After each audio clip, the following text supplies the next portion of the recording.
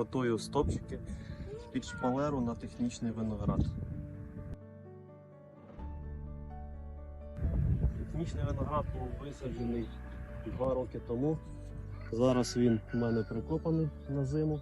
Для шпалери на технічний виноград було підібрано саме дерев'яні стовпчики, оскільки вони дешевші по ціні. Як бачите, обпалили, обробили переробом.